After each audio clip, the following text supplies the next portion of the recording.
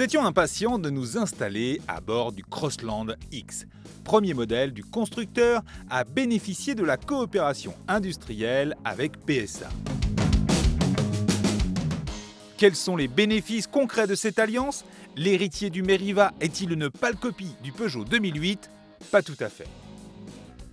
Ces deux modèles ont en commun la plateforme PSA PF1, si ce n'est que l'allemand bénéficie de sa toute dernière évolution, comme c'est le cas pour le Citroën C3 Aircross. De quoi proposer en option un afficheur tête haute par exemple, mais elle impose aussi une tablette tactile de 7 pouces d'origine PSA, moins performante que celle d'Opel.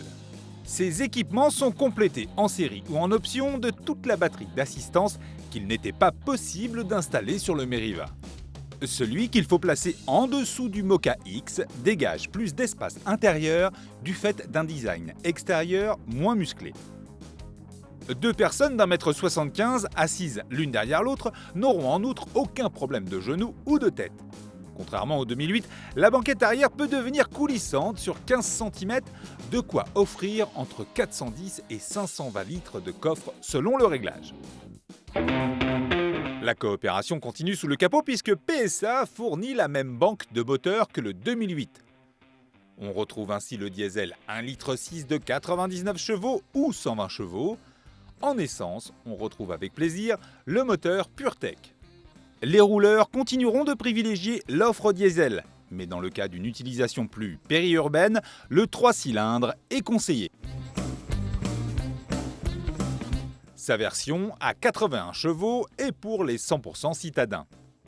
Orientez-vous plutôt sur le 110 chevaux si vous aimez conduire sur un filet de gaz, avec tout de même un petit peu de reprise et 130 chevaux pour être à l'aise en toutes circonstances.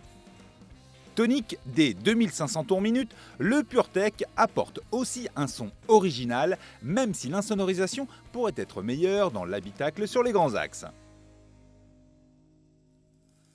Même si la mise au point du comportement routier a été validée par l'ingénieur en chef d'Opel, il y avait tout à gagner à ne pas trop intervenir tant l'homogénéité et le confort issus du 2008 font vite oublier le Meriva et découvrir un plaisir de conduite qu'on ne connaissait pas chez Opel.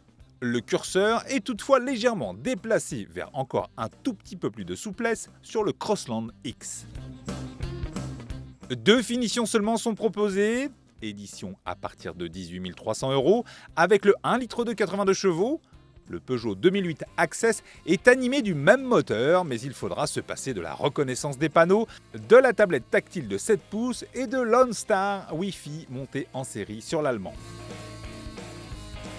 Ajoutez 1 850 € sur le Crossland X pour accéder à la finition Innovation qui ajoute notamment, via 2 packs, la caméra de recul ou les capteurs de pluie et de luminosité.